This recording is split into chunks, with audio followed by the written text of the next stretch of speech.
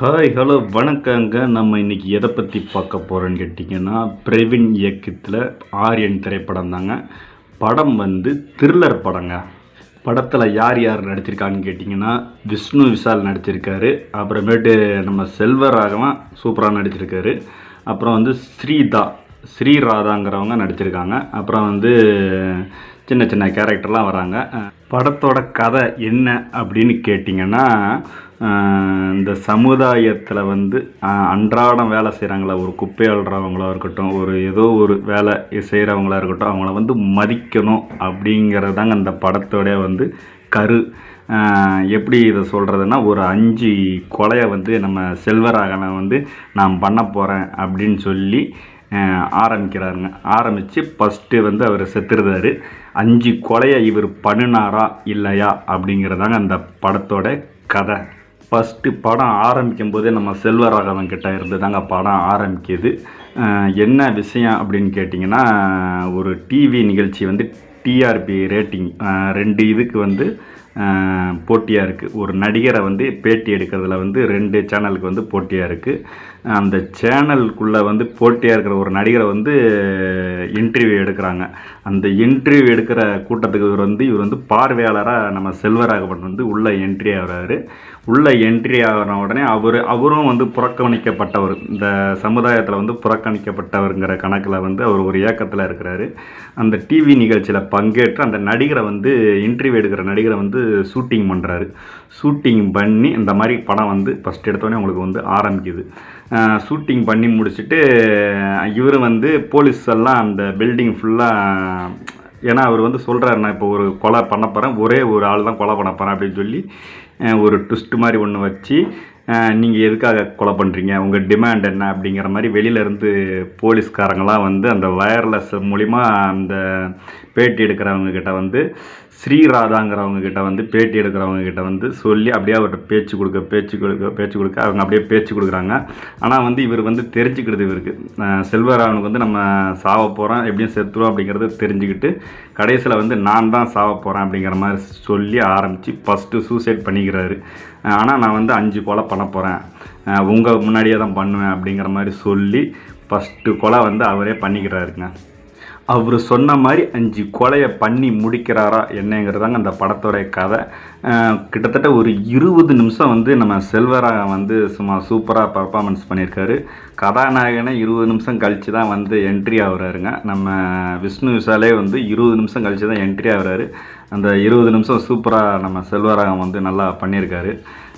இந்த படத்தோட வந்து கதாநாயகன் என்கிட்ட கேட்டிங்கன்னு கேட்டிங்கன்னா செல்வராகவன் தான் சொல்லுவேன். ஏன்னு கேட்டிங்கன்னு வச்சிங்கன்னா, ரொம்ப எப்படி சொல்கிறது, ரொம்ப பிரபலமான ஆளுங்கள்லாம் இல்லாமல் ஓரளவுக்கு இருக்கிற ஆளுங்களே சமாளித்து ஒரு ரொம்ப எப்படி நீங்கள் ரொம்ப எதிர்பார்த்துலாம் போக முடியாது, ஓரளவுக்கு நார்மல் த்ரில்லர் படம் மாதிரி தான் இருக்குது. 20 நிமிஷம் கழித்து நம்ம விஷ்ணு விஷால் வந்து என்ட்ரி ஆகிறாரு. என்ட்ரி ஆகும்போதே வந்து என்னை பின்தொடர்ந்து ஒருத்தன் வருவான் அப்படிங்கிற மாதிரி தான் சொல்லி சாவுறாரு நம்ம செல்வராகவன். அவர் வந்து கிட்டத்தட்ட ஒரு 10 வருஷமாக வந்து இந்த கொலையெல்லாம் பண்ணுறதுக்கு 10 வருஷம் உழைப்பு அப்படிங்கிற மாதிரி சொல்லி நல்லா பர்ஃபார்மன்ஸ் பண்ணி நல்லா டயலாக்லாம் நல்லா சூப்பராக பண்ணி நல்லா சாவுறதுக்கு முன்னாடி சொல்கிறார், என்னையும் பின்தொடர்ந்து ஒருத்தன் வருவான் அப்படிங்கிற மாதிரி சொல்லி இதெல்லாம் கணிச்சு சொல்லி நல்லா சூப்பராக பண்ணி செத்துருந்தார். விஷ்ணு விஷால் கிட்டத்தட்ட ஒரு 20 நிமிஷம் கழித்து வராரு. ஒவ்வொரு கொலையும் வந்து அவர் முன்னாடியே தான் நடக்குது. இந்த கொலைகள்லாம் நடக்கும்போது பார்த்திங்கன்னா நம்மளுக்கு ஒரு குழப்பமாகற மாதிரி இருக்கும். ஏன்னு பார்த்தீங்கன்னா த்ரில்லர் படம் பார்த்திங்களா, இதுக்கெல்லாம் விளக்கம் வந்து லாஸ்ட்டில் தான் உங்களுக்கு கிடைக்கும். ஏன்னு கேட்டிங்கன்னா, அந்த சமுதாயத்தில் வந்து அவங்க புறக்கணிக்கப்பட்டவங்க அப்படிங்கிறது வந்து எதுக்கு இவங்க செத்தாங்கன்னா, அவங்க வந்து அவங்களுக்கே விரக்தி ஆயிடுது.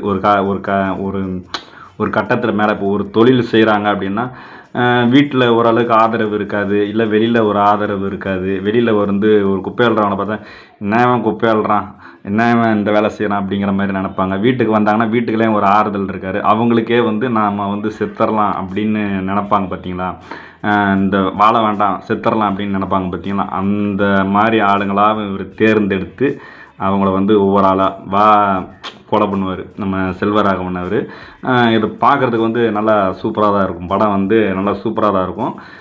என்ன ப்ளஸ்ஸுன்னு கேட்டிங்கன்னா, ஒவ்வொன்றும் நல்லா கதை ஒட்டி தான் கதை நகருது. மைனஸ்ஸு அப்படின்னு கேட்டிங்கன்னா, மைனஸ் வந்து லைட்டாக கொஞ்சம் லாக் ஆகுது. மற்றபடி ஒன்று, ஏன்னா இவர் வந்து இன்னும் கொஞ்சம் நல்லா பண்ணியிருக்கலாம் அப்படிங்கிற விஷ்ணு விஷால் இன்னும் கொஞ்சம் நல்லா பண்ணியிருக்கலாமோ அப்படிங்கிற மாதிரி தான் தோணுது தவிர, செல்வராகவன் சைடு வந்து படத்துக்கு தூணுன்னு கேட்டாலே அவர் தான். ஏன்னா ஒவ்வொரு கோளாக நடக்கும்போதும் வந்து இது வருவார், டெலிகாஸ்டில் வருவார், சிக்னலில் வருவார். அப்புறமேட்டு பார்த்தீங்கன்னா சிக்னலெல்லாம் லாக் பண்ணி விடுவாங்க. அப்புறம் ஒன்றுலேயே வருவார். அப்புறமேட்டு இவங்க ஒன்று ஒன்றா அவங்க தேட ஆரம்பிப்பாங்க. இவர் என்ன பண்ணியிருக்காரு அப்படின்னா, இவர் பெரிய மென்பொறியாளர் வேறு இருந்திருக்காரு, இவருக்கு எல்லா விஷயமும் தெரியும் அப்படிங்கிற மாதிரி இவர் வந்து நல்லா சூப்பராக பண்ணியிருக்காரு நம்ம செல்வராகவன் அவர். மொத்தத்தில் இந்த படம் எப்படி இருக்குது அப்படின்னு ஏன்ட்ட நீங்கள் கேட்டிங்கன்னா, பார்க்கலாம், ஒன் டைம் பார்க்குற படம் தான். சின்ன சமுதாய மெசேஜ் இருக்குது. இன்றைக்குள்ள ஆர்வா வெட்டு குத்து அந்த மாதிரி இல்லாமல் இது கதையை ஒட்டி ஃபைட் சீன்லாம் வச்சுருக்காங்க. நல்லா படம் வந்து கதையுள்ள படம். சமுதாயத்தில் உள்ளவங்கள ஒவ்வொருத்தவங்க ஒவ்வொரு தொழில் செஞ்சுருப்பாங்க. அவங்கள வந்து நம்ம மதித்து அன்பாக அரவணைச்சிக்கிடணும் அப்படிங்கும்போது இது வந்து மெயின் வந்து இந்த டெலிகாஸ்ட்காரங்களுக்கு, இந்த சோசியல் மீடியாக்காரங்க வந்து பெரிய ஸ்டாரெல்லாம் பேட்டி எடுக்கிறாங்கல்ல, அவங்கள வந்து அவங்களுக்கு ஒரு அறிவுரை சொல்கிற மாதிரி எனக்கு தெரியுது. நீங்கள் உங்களுக்கு எப்படி தெரியுதுங்கிறத படத்தை பார்த்துட்டு எனக்கு வந்து கமெண்ட் பண்ணுங்கள். அந்த சோசியல் மீடியா வந்து சின்ன சின்ன ஆளுங்களையும் நம்ம மதிக்கணும். பெரிய பெரிய ஆளுங்களை வந்து தான் இது பண்ணணும் கிடையாது. சின்ன சின்னவங்களே மதிக்கணும். அப்புறம் இருக்கிறவங்களே அக்கம் பக்கத்தில் நம்மளே மதித்து நடந்துக்கிடணும் அப்படிங்கிறது அந்த படத்தோட கதை எனக்கு புரிஞ்ச வரைக்கும். அப்புறம் நம்ம சேனலை சப்ஸ்கிரைப் பண்ண பார்த்தீங்கன்னா சப்ஸ்கிரைப் பண்ணிக்கோங்க. ஒரு என்டர்டெயின்மெண்ட்டான படம்னுங்க. ரொம்ப எதிர்பார்த்து போக வேண்டிய அவசியம் கிடையாது. சின்ன த்ரில்லர் படம். ஆனால் வந்து செல்வராகவன் வந்து நம்மளை வந்து உட்கார வைக்கிறாரு. பாட்டெல்லாம் வந்து ரொம்ப கிடையாது.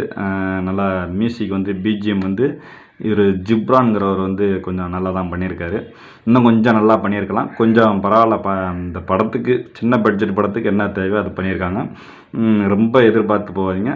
ஒரு என்டர்டெயின்மெண்ட் வேணும் அப்படின்னு கேட்டிங்கன்னா தாராளமாக போகலாம். தேங்க்யூ.